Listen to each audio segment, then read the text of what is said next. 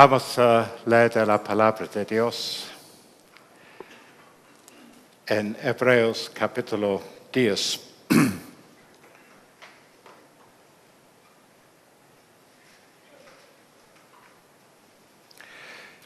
Y vamos a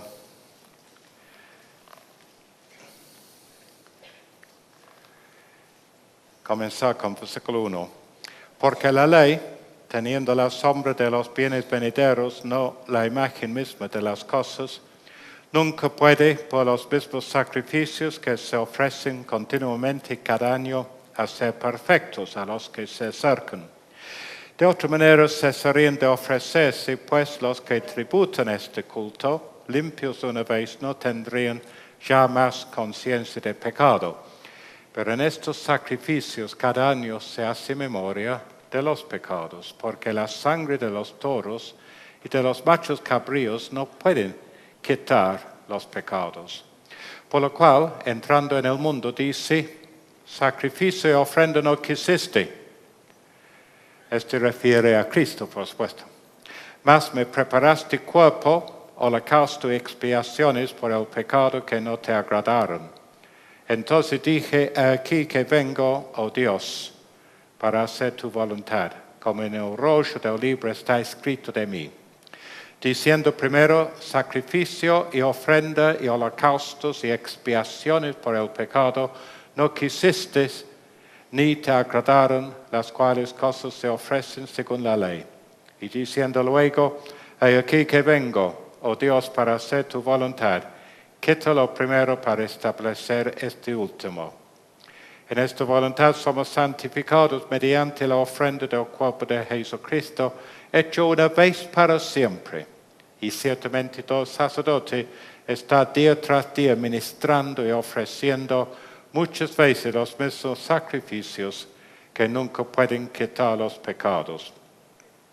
Pero Cristo, habiendo ofrecido una vez para siempre un solo sacrificio por los pecados, se ha sentado a la diestra de Dios. De ahí en adelante, esperando hasta que sus enemigos sean puestos por estrado de sus pies, porque con una sola ofrenda hizo perfectos para siempre a los santificados. Y nos atestigua lo mismo el Espíritu Santo, porque después de haber dicho, este es el pacto que haré con ellos, después de aquellos días, dice el Señor, pondré mis leyes en sus corazones y en sus mentes las escribiré.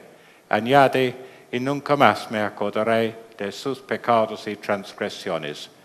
Pues donde hay remisión de estos, no hay más ofrenda por el pecado. Así que, hermanos, teniendo libertad para entrar en el lugar santísimo por la sangre de Jesucristo, por el camino nuevo y vivo que Él nos abrió a través del velo, este es de su carne, y teniendo un gran sacerdote sobre la casa de Dios, acerquémonos con corazón sincero, en plena certidumbre de fe, purificados los corazones de mala conciencia y lavados los cuerpos con agua pura, mantengamos firmes sin fluctuar la profesión de nuestra esperanza, porque fiel es Él que prometió.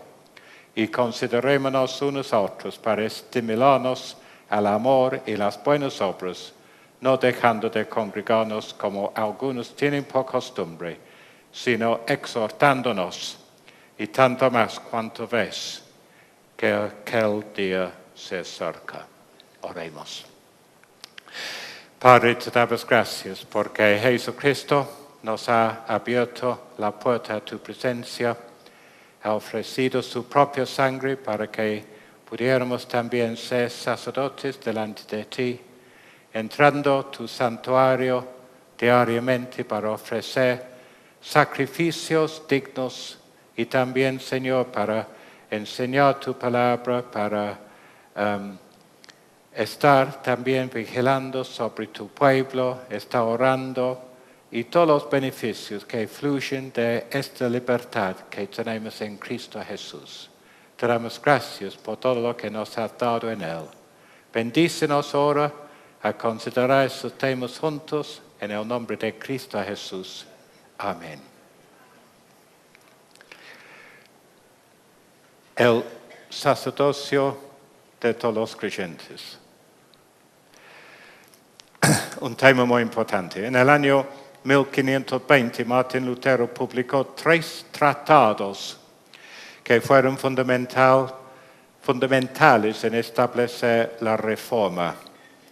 Hubo 3 muros que protegían la supremacía del Papa, que fueron: el clero es superior a los laicos, el Papa es infalible, solamente el Papa puede convocar un concilio general ecuménico de la Iglesia, y Lutero atacó y derrumbó esos muros en sus escritos.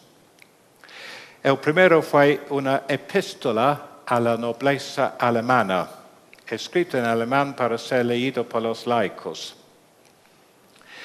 Estableció el sacerdocio de todos los creyentes, que es el tema que queremos considerar juntos esta tarde. Apelaba a las autoridades civiles a convocar un concilio de la Iglesia para corregir los abusos del papado. Lo que pasa es que él había apelado al Papa de convocar un concilio y no pasó nada. Y entonces ahora está diciendo, bueno, esos gobernantes creyentes tienen el derecho de hacerlo, tienen responsabilidad de llamar un concilio para corregir los errores de la Iglesia. Propuso una visión bíblica de la Iglesia totalmente opuesto a la enseñanza de Roma, donde todo el poder estuvo en las manos del clero. Él escribió: es el deber de cada creyente abrazar la causa de la fe, comprenderla y defenderla y denunciar cada error. Dijo que si un grupo de creyentes se naufragaba en una isla desierta, tendría el derecho de nombrar uno de su grupo para ministrar la palabra de Dios y los sacramentos a ellos. Un concepto en aquel entonces revolucionario, porque solamente el clero podría tocar las cosas sagradas. Todo estaba en manos de los sacerdotes, los obispos, etc.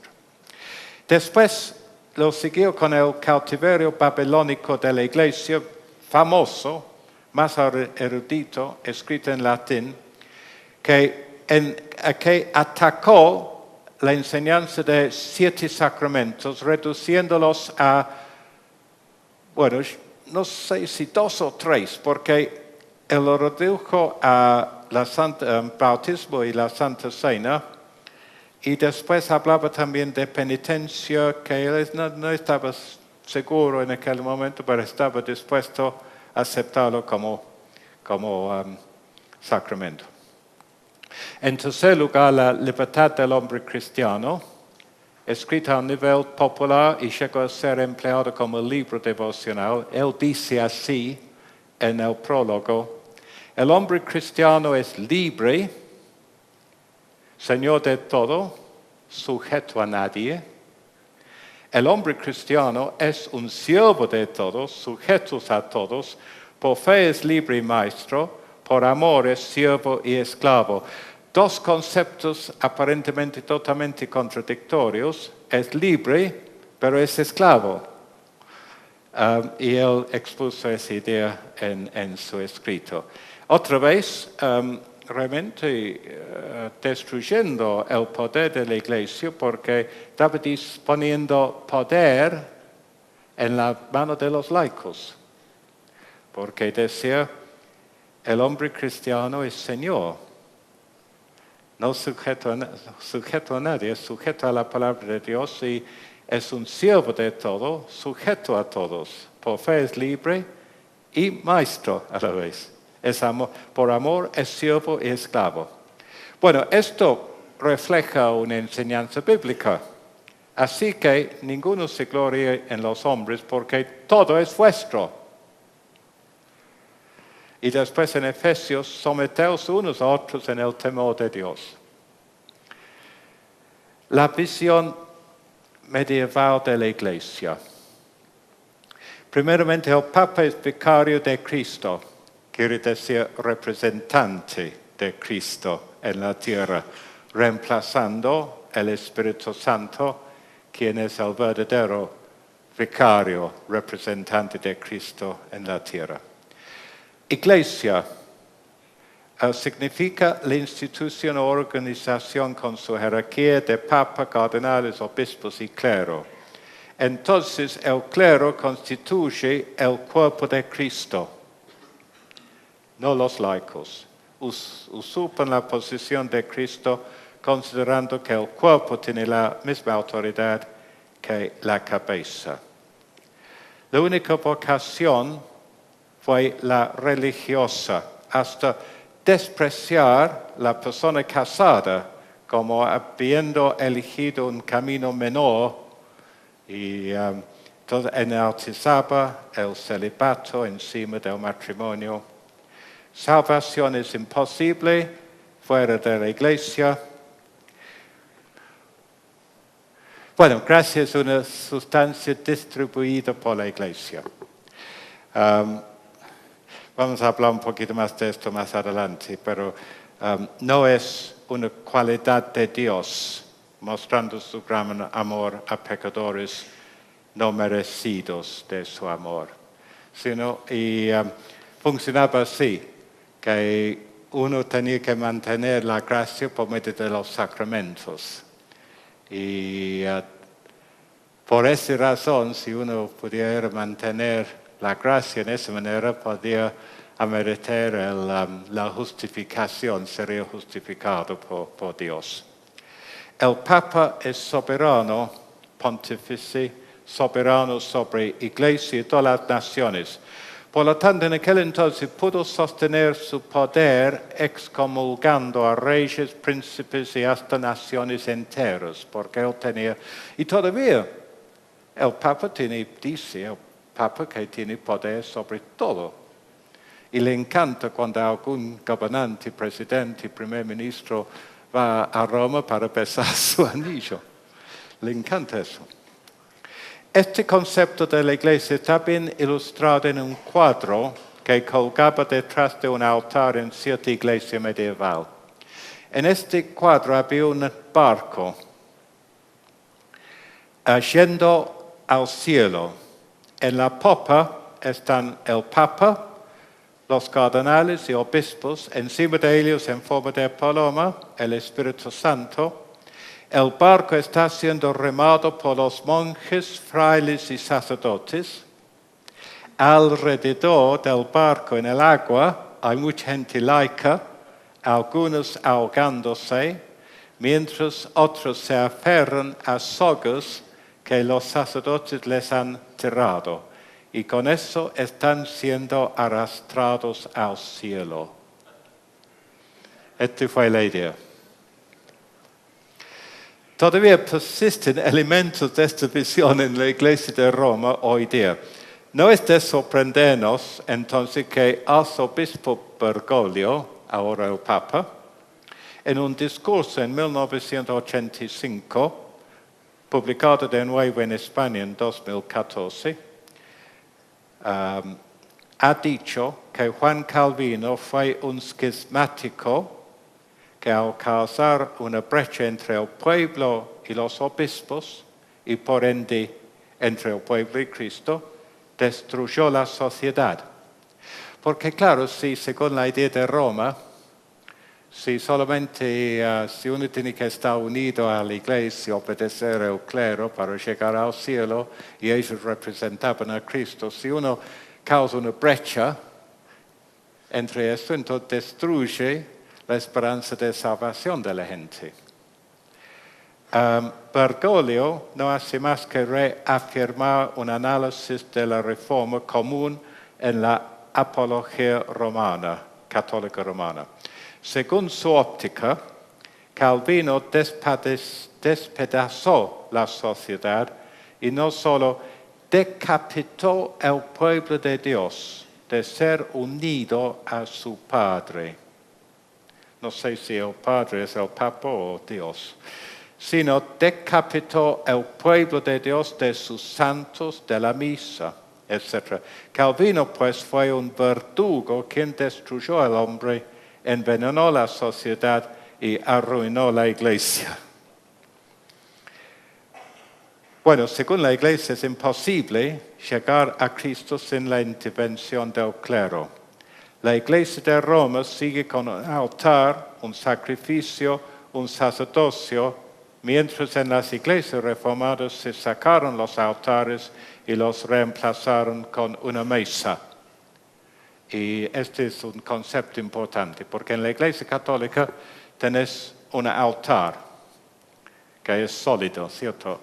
Y el sacerdote está ministrando así, en esta manera. Entonces la teoría es que la gente llega por medio del sacerdote y la misa no es una memorial de Cristo, sino sacrificio de Cristo, porque el pan y el vino representan literalmente es cuerpo y sangre de Cristo. Y entonces lo que hace el altar es repetir el sacrificio y por medio de él llegan a Cristo. Mientras en la iglesia evangélica, la iglesia reformada, está la mesa, una mesa, y el pastor aquí y la gente alrededor.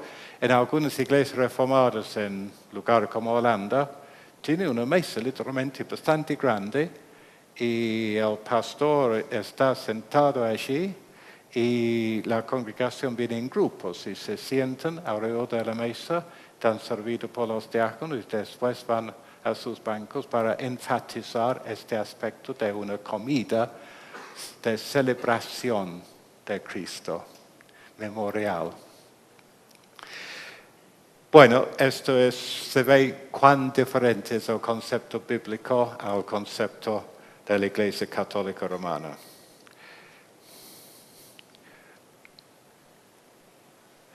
Dos conceptos de sacerdocio.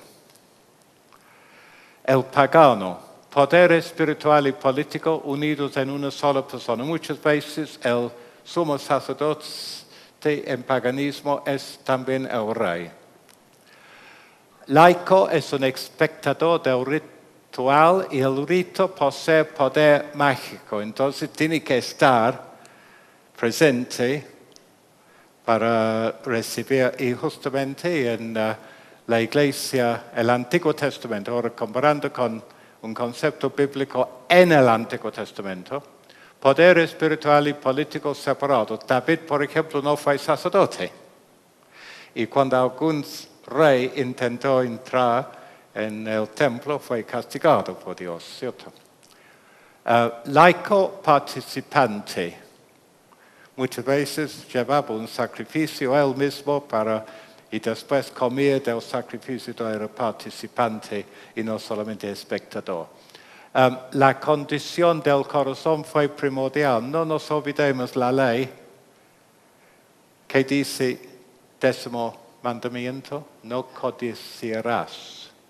Y mientras uno puede controlar si una persona ha robado o no ha robado, uno sabe lo que pasa en el corazón, ¿cierto?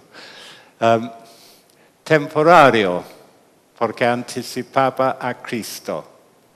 Todo el sistema del Antiguo Testamento era un tipo del gran antitipo, ¿cierto? ¿Y cuál se asemeja más la Iglesia de Roma? ¿A la izquierda o a la derecha? Poder espiritual y político unidos en el Papa. Laico espectador, y es importantísimo porque no importa cómo se celebra la misa en sí tiene poder en sí para bendecir y tiene que estar. Entonces, todo dicho. Isaías, vamos a ver la idea de expresado en Éxodo 19, 5, 6, edificando sobre esa idea bíblico de sacerdocio, porque es interesante aquí, Éxodo 19, 5 a 6.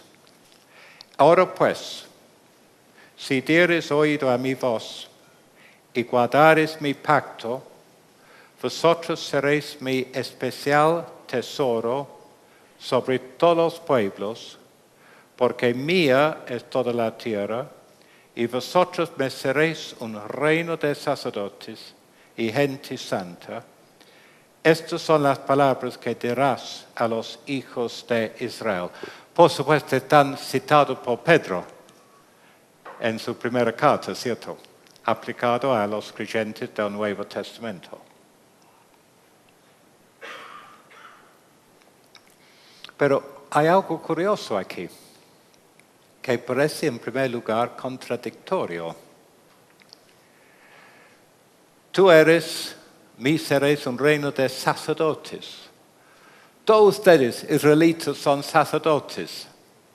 Y después, unos capítulos después, Moisés nombra a la tribu de Leví como sacerdotes. Entonces, y nadie puede hacer lo que ellos hacen. Tienen funciones muy específicas. Entonces, ¿qué está diciendo Dios aquí? ¿Por qué dice que todos ustedes son sacerdotes y después los excluyen del sacerdocio? Salvo una sola tribu. Creo que la respuesta es aquí. Que Dios expresa unidad ideal. Yo no quiero un rito muerto. Yo quiero sus corazones, yo quiero su servicio de amor, yo quiero tener relación personal con cada uno, no una relación cultica, una relación ritual, formal. Yo quiero que me amen de corazón. Y a lo largo del Antiguo Testamento tenemos ejemplos de esto. El testimonio de hombres y mujeres que conocieron personalmente a Dios. Enoc, Noé, Abraham, Isaac, Jacob, Moisés, Josué, Gedeón, los padres de Sansón que vieron el ángel de Jehová, ¿cierto? Ruth, que decidió que el Dios de Noemí iba a ser su Dios. Ana, la madre de Samuel, que clamaba, fue al tabernáculo y clamaba a Dios. Samuel mismo, David, Daniel, los otros profetas. A muchos de ellos apareció el ángel de Jehová. Tuvieron relación personal con Dios que no existía en el paganismo. Y lo que también tiene el creyente en nuestra época también. Y no es maravilloso esta anticipación de lo que nos da el Nuevo Testamento en Cristo. Entonces, esta visión bíblica del sacerdocio, totalmente opuesto a la visión católica romana del sacerdocio. La visión bíblica reformada. Como hemos leído algo, la carta a los Hebreos nos enseña que Cristo es nuestro sumo sacerdote y todos los creyentes son sacerdotes por medio de Él. Todos tenemos entrada a la presencia de Dios por medio de Jesucristo. ¿Cómo es que un sacerdote pudo ministrar en el tabernáculo o el templo? Porque el sumo sacerdote había purificado todo con la sangre del macho cabrío en el día de redención, el día de expiación, una vez por año. No tenemos tiempo a estudiar Hebreos. No sé si el pastor alguna vez hizo un estudio aquí. Es un libro que para mí tiene tantas profundidades que merece nuestra constante meditación y estudio. Pero hay cosas destacadas ahí que importantes. El tabernáculo y todo su moblaje eran sombras del verdadero santuario que está en el cielo. Los sacrificios del Antiguo Testamento no pudieron limpiar la conciencia de obras muertas y tenían que ser repetidos infinidad de veces. El sacerdocio fue ejercido por hombres pecadores que murieron. Cristo es sacerdote sin pecado, según el orden de Melquisedec, sin principio ni fin, es eterno. Cristo, quien hizo un solo sacrificio por el pecado bajo el antiguo y nuevo pacto. Los pecados bajo el antiguo pacto fueron purificados también con la sangre de Cristo. Y después Él se sentó a la diestra de su Padre en el cielo porque había terminado su obra. Es por medio de Él, camino nuevo y vivo de la sangre de Cristo, que todo creyente tiene libertad de entrar al lugar santísimo, la misma presencia de Dios, que cada creyente, por medio de Jesucristo, es sacerdote delante de Dios. ¡Qué privilegio!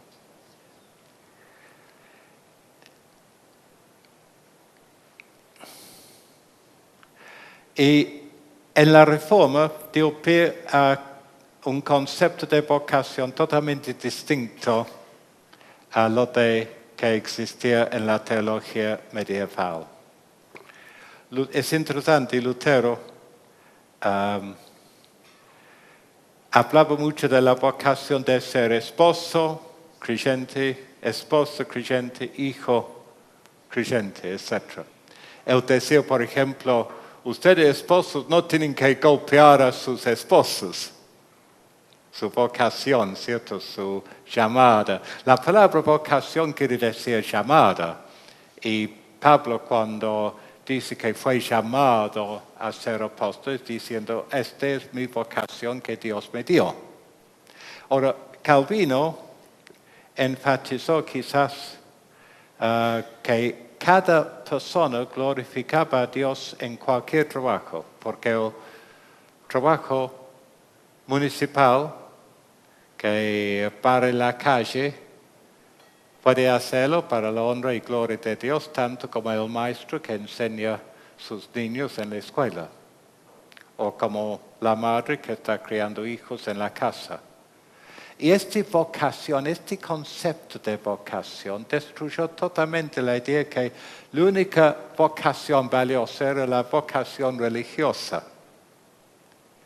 Y la única manera de glorificar a Dios era ser sacerdote o monje o fraile o lo que fuera. Todavía en países católicos, no sé tanto aquí, pero cuando éramos jóvenes en el Instituto Bíblico, mandábamos todos los años un equipo de evangelización de Irlanda del Sur, que hace 40 años atrás, 50 años atrás, estaba sumido todavía en muy fuerte catolicismo, especialmente en la zona donde fuimos nosotros. Y ahí la idea era que la familia tenía que producir muchos hijos y mandar por lo menos un hijo a la iglesia para cumplir la vocación religiosa. Y por eso ganaba puntos, digamos. O sea que este fue el concepto. Entonces la mujer, la idea de matrimonio fue muy disminuido y yo tenía una alumna también de inglés y yo le sorprendí un día cuando yo dije que el matrimonio no es solamente para producir hijos, sino es para el bien de cada uno, el deleite de cada uno, ¿cierto? Del cónyuge. Y el concepto católico totalmente distinto. Bueno, esto es una de las cosas, la idea de vocación. Y de esto nace todo el poder, digamos, económico de la Reforma, en que la gente trabajaba para la gloria de Dios y fabricaba dinero con su esfuerzo, que después estaban dispuestos a hacer bien con el dinero. Por ejemplo, produjo más adelante, unos cuantos años después, en la revolución industrial, especialmente en mi propio país, produjo el fenómeno de evangélicos que fueron dueños de compañías, que eran los pioneros en obra social para sus obreros. ¿Quién le gusta chocolate de Cadbury's? Bueno, Cadbury's fue una fábrica y hay una villa que ellos sacaron sus obreros de los barrios obreros casi Villa Miserias para vivir en un parque con casitas para cada familia, con clínica, con biblioteca, con lugares para divertirse, porque estaban usando sus ganancias para el bien, para la gloria de Dios.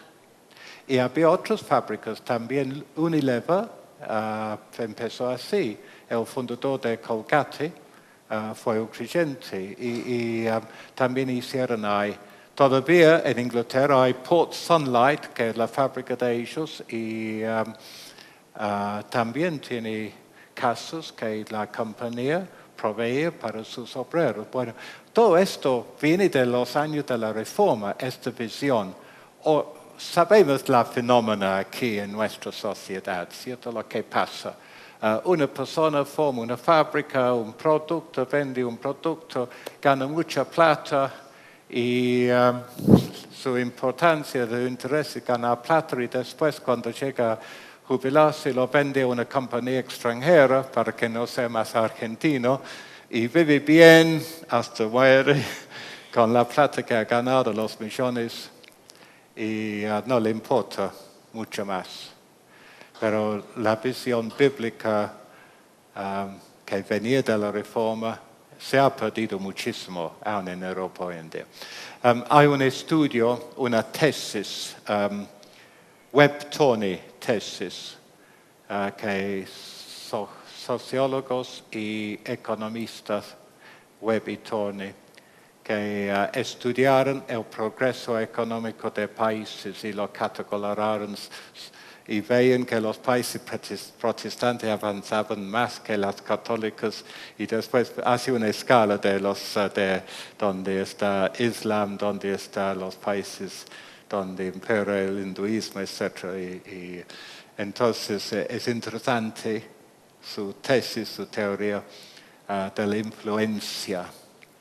Este concepto de vocación, que hacer un trabajo para la gloria de Dios. ¿Y qué puede ser? Un hombre que empieza para la calle podría llegar a ser dueño de una compañía de limpieza, ¿no? Pero ese es el concepto tan revolucionario que comenzó con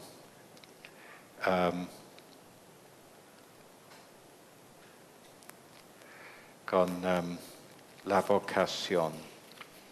No sé de qué pasa aquí. Sí estamos, sí.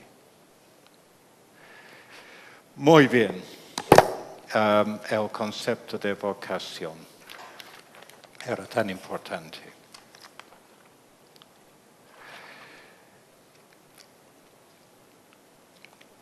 Pues mirad, hermanos, vuestra vocación, no sois muchos sabios según la carne, ni muchos poderosos, ni muchos nobles. Yo pues, dice en Efesios 4 Pablo, yo pues preso en el Señor os ruego que andéis como es digno de la vocación con que fuisteis llamados. Un cuerpo, un espíritu, como fuisteis llamados, también llamados en una misma esperanza de vuestra vocación. Por lo cual, hermanos, tanto más procurad hacer firme vuestra vocación y elección, porque haciendo esta cosa no caerás jamás. Y si pues comes o bebes o haces otra cosa, hacedlo todo para la gloria de Dios. Hay un cuento moderno sobre esto. Dos muchachos en una empresa, su trabajo era apelar maderas que venían para hacer, creo que eran casas prefabricadas. Y ellos decidieron trabajar a conciencia. Y entonces, porque trabajaron, bueno, no sé exactamente el trabajo, pero trabajaron más, la fábrica podría empezar a trabajar más rápido porque tenía más insumos. Consecuentemente, se vendía más. y se creció toda la fábrica por causa de la influencia de dos creyentes que trabajaron a conciencia. Bueno, es obvio, es lógico, pero ese concepto de hacer las cosas para la gloria de Dios. Bueno, esto tiene consecuencias, esta doctrina tiene que tener consecuencias, no solamente es una rareza histórica, ¿cierto? Es importante y creo que quizás no hemos prestado suficiente atención al sacerdocio de todos los creyentes. Es un tema que me ha fascinado durante los últimos años y he tratado de investigar algo. Primeramente, el sacerdote tiene libre acceso a Dios. Volvemos a Hebreos capítulo 10. Tengo varios versículos aquí y Hebreos 10, 19 a 25. Ahora, a veces, así que hermano, teniendo libertad para entrar en el lugar santísimo por la sangre de Jesucristo, porque yo soy bueno, porque no pequé hoy, porque voy a la iglesia, porque doy diezmo, porque por el camino nuevo y vivo que Él nos abrió. Un gran sacerdote sobre la casa de Dios. Toda nuestra seguridad se basa en la obra de Jesucristo. A veces quizás uno ha sentido disminuido. No soy digno de tomar la Santa Cena. Bueno, no sos digno, nadie es digno de. Pero quizás algo te sucedió. Te enojaste con tu Señor o con los chicos o algo.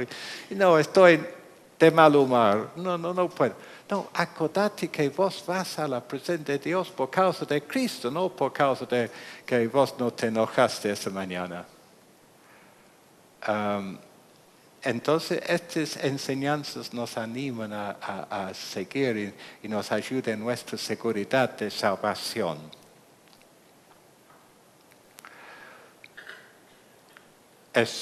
Podemos seguir, ¿no? El camino nuevo, teniendo un gran. Acerquémonos con corazón sincero, en plena certidumbre de fe, sin ninguna duda.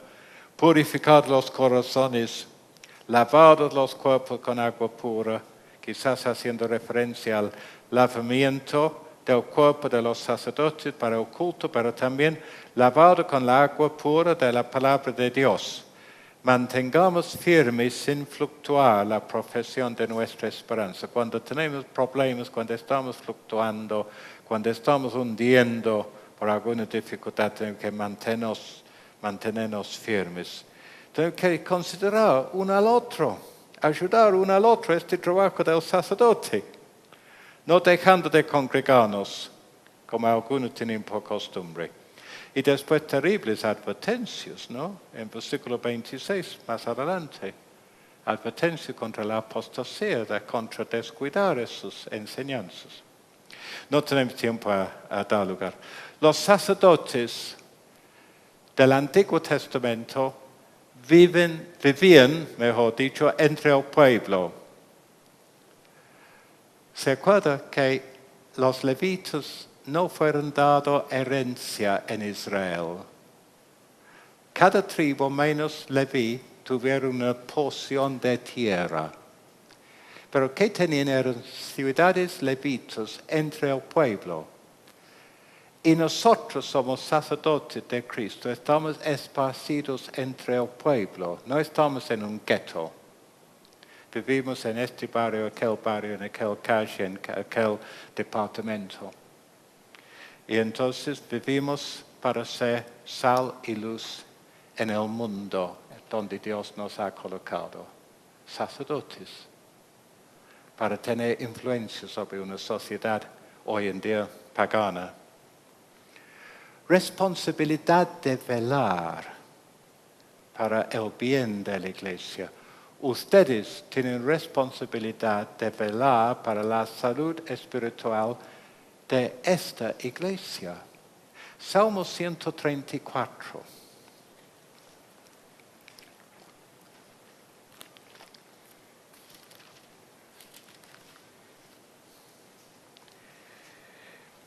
Mirad, bendecid a Jehová, vosotros todos los siervos de Jehová, los que en la casa de Jehová estáis por las noches. Alzad vuestras manos al santuario y bendecid a Jehová. Desde Sion te bendiga Jehová, el cual ha hecho los cielos y la tierra. El sacerdote tenía que estar presente constantemente para cuidar el tabernáculo, el templo, mantener todo limpio, las lámparas encendidas, etcétera, etcétera. Tenemos esta responsabilidad delante de Dios. 1 Corintios 3:16, sois templo del Espíritu Santo. No solamente sos templo, pero sois en conjunto, donde mora la presencia de Dios cuando ustedes están congregados juntos. Mateo 26:41. ¿Qué dice Mateo 26:41? Velad y orad para que no entréis en tentación. Nuestra responsabilidad de velar para nuestra propia vida, porque si ustedes no velan sobre su propia vida y cuando caen en pecado, hacen mal a un montón de gente en la iglesia. ¿Cierto? Cuando algún hermano cae en pecado,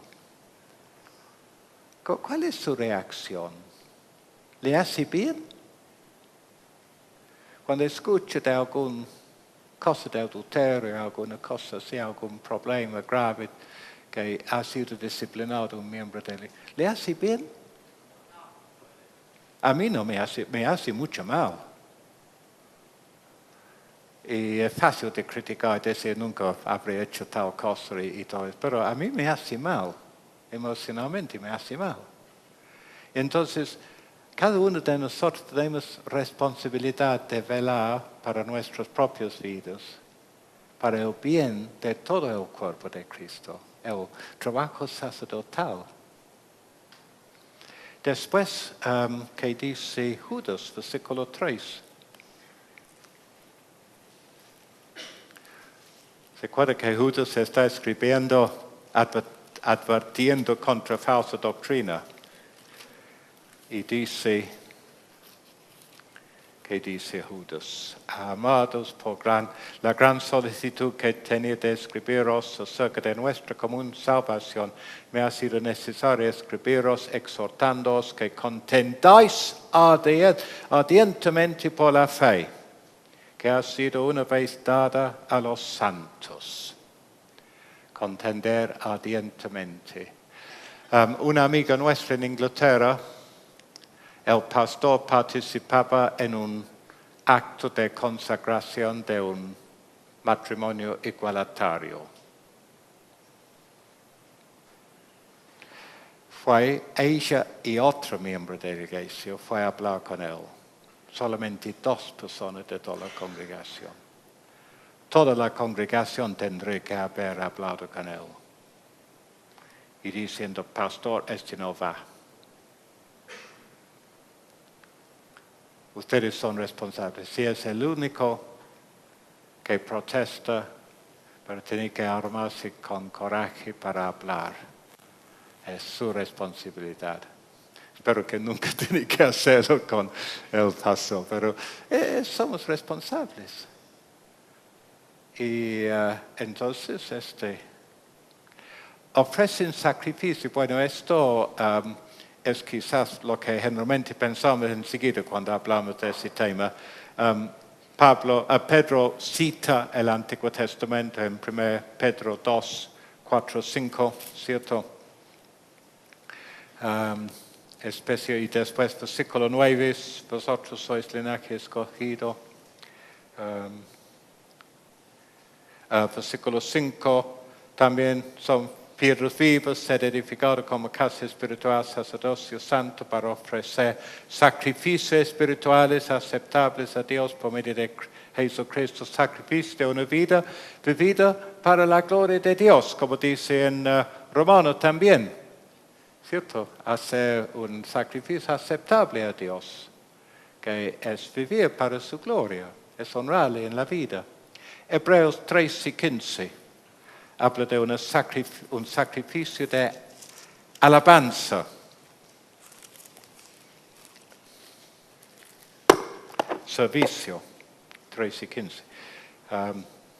Así que ofrezcamos siempre a Dios por medio de Él, de Jesucristo, sacrificio de alabanza, es decir, fruto de labios que confiesan su nombre. No está hablando de cantar en la iglesia, está hablando de lo que decimos constantemente. Pablo enfatiza esto también, ¿no? De que ninguna palabra mala pasa de nuestros labios, que nuestra conversación sea de sal, de provecho, de bien para la gente. Ministerio de cantar. Pero no estoy hablando del grupo de músicos que están aquí, aunque ellos quizás nos ayuden, pero aquí es un aspecto que nos descuidamos también en nuestros cultos. Porque en el templo, los únicos que tocaban instrumentos eran los sacerdotes. Y en el templo mismo, el único instrumento fue la trompeta, que anunciaba años de jubileo y algunas fiestas se tenía un uso muy específico. Y en una de las fiestas, ustedes se acuerdan de los salmos graduales o de ascenso, Salmos 120 a 134, 5 por ahí. Estos salmos quizás fueron cantados por los peregrinos mientras iban a la fiesta. Pero también en el templo, en el tiempo de Jesús, los sacerdotes se paraban sobre el primer peldaño que iba al patio donde ellos hacían los sacrificios, cantaron el primer salmo. Subieron, segundo salmo. Subieron, tercer salmo. Por eso salmo de graduales o de ascenso. Pero el pueblo no cantaba en el culto. Cantaba afuera en desfiles, digamos, cuando David llevaba el arca a Jerusalén, estaba danzando, cantando y todo regocijándose. Pero hoy en el Nuevo Testamento, tiempo del Nuevo Testamento, ¿por qué cantamos en el culto? Es interesante, en la Pascua cantaron también, en un hogar donde estaban celebrando la Pascua, cantaron también. Pero en la iglesia, digamos, el templo, la sinagoga, no. Pero hoy en día tenemos este tremendo privilegio y algunas iglesias tienen un show aquí en la plataforma, de modo tal que la gente prácticamente no canta. Y esto es malo, esto no es correcto. O hay un estilo de música que la mitad, especialmente la gente más de mi edad, no pueden cantar o no están en la onda, ¿cierto? Pero tenemos la responsabilidad de participar y hacer que el culto sea participativo y asegurar que hay algo para toda la familia de Dios y que toda la familia de Dios con plena conciencia puede participar. Es importantísimo. Porque ¿qué pasa? ¿Qué valor tiene ese asunto de cantar? Es tan importante. Bueno, aquí dice Colosenses 3, 16, 17. Por tanto, nadie os juzgue en comida. No, perdón, 3, 16. Próximo capítulo. La palabra de Cristo mora en abundancia en vosotros, enseñándoos, exhortándonos, etc., cantando con gracia en vuestros corazones al Señor, con salmos, himnos y cánticos espirituales, y todo lo que hacéis, sea palabra o de hecho, hacedlo todo en el nombre del Señor Jesús. Yo entiendo aquí que mi canto puede ser de bendición para el hermano al lado. Y tenemos el caso del salmista que dice que casi me cae, yo mis pies resbalaba, y porque yo miraba al mundo y los impíos que les prosperaba y me costaba entender eso hasta que entré en la casa de Dios. Y entrando y cantando con los hermanos nos edifican y nos sostienen. Entonces es importante esto también. Es ministerio sacerdotal. Ministerio de oración. La iglesia está ahí, Pedro encarcelado, ¿cierto? Y la iglesia está orando. Pablo mismo, Colosenses 4, 2, perseverad en la oración, velando en ella con acción de gracia, orando también al mismo tiempo por nosotros. Y el sacerdote oraba por el pueblo, y nosotros oramos uno por otro porque somos sacerdotes. Es parte de nuestro ministerio sacerdotal. Ustedes están orando por los... No sé si ustedes tienen la costumbre. Mi iglesia en Inglaterra me manda una lista todos los meses por correo con nombre de todos los miembros y eventos de la iglesia para que todos los días estemos orando. Y allí aparece nuestro nombre y yo escribí a la persona que lo hace y están orando para nosotros este fin de semana porque puse, Walter está predicando en Tucumán, para ayudarnos a orar el uno por el otro. Otra sugerencia, hagan una lista de todas las provincias de la Argentina. Hay 31 días, 30 días en un mes, creo que ¿cuántas provincias hay? Bueno, no son 30, pero la cuestión es que en casa, después agregamos algunos otros para rellenar los huecos fin de mes, pero cada día oramos por una provincia específica y amigos en las provincias, que Dios levante predicadores y plante iglesias donde se predica la verdad. Y estamos orando por el país. Háganlo ustedes. Somos 1, 2 nomás, pero sí, ustedes lo hacen cuando multiplica este deseo de ver la palabra de Dios creciendo aquí en Argentina. Lo que yo veo aquí es, hemos estado ansiados y orado años para ver algo así, una iglesia que dice que es reformada, ¿cierto? Y cristiana y reformada y bíblica. Bueno, oren, es su deber como sacerdote. Preparado para ministrar a otros. Bueno, Efesios 4, aquí interesante, 11 a 13, pero conforme al propósito eterno que hizo en... No, esto tampoco estoy. Capítulo 4. Él mismo, Cristo, constituyó unos apóstoles, profetas, evangelistas, pastores, maestros, a fin de perfeccionar a los santos para obra del ministerio. Esta palabra es diaconar, o sea, obra de ministrar a otros. Y Dios nos ha dado los líderes, los maestros, los pastores, los evangelistas en la iglesia para que seamos cada uno de nosotros preparados a servir en nuestra esfera específica.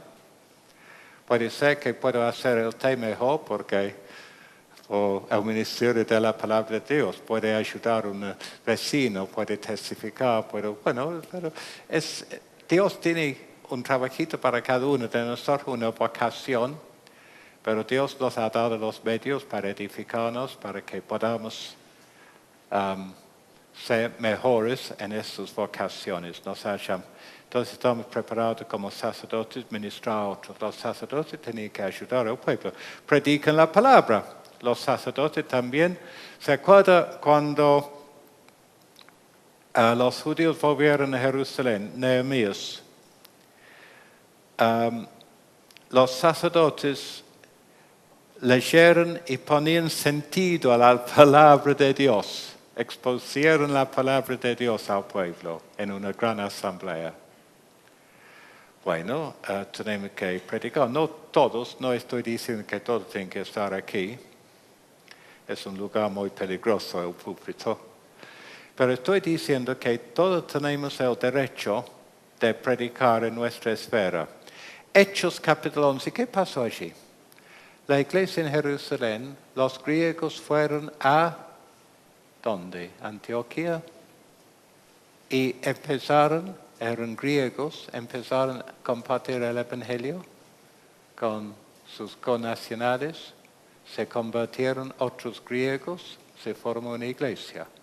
Eran laicos, no eran predicadores profesionales, pero cumpliendo el ministerio sacerdotal.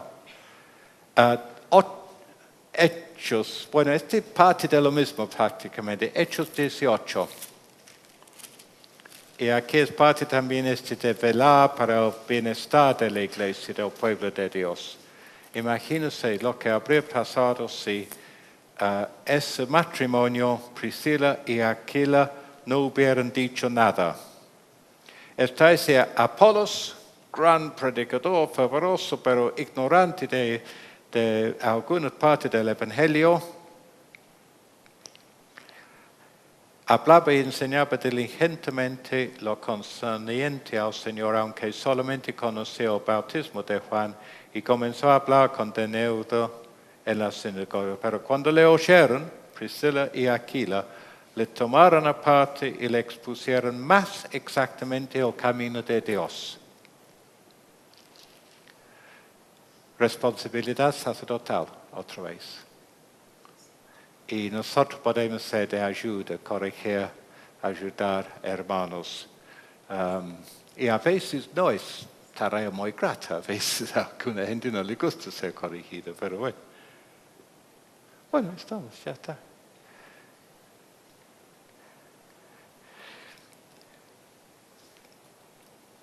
Bueno, estos son los resultados para nosotros hoy. O sea que ven que el ministerio sacerdotal es algo tremendamente amplio. Y es algo que es nuestra responsabilidad, velar para el bienestar de la iglesia. Y todos tienen que estar involucrados, aunque sea con sus oraciones. Todos tienen que estar ocupados en esta tarea. La iglesia es en algún sentido es suya, es del Señor. Pero cada uno es sacerdote en la iglesia, tiene un ministerio para cumplir. Que el Señor nos ayude.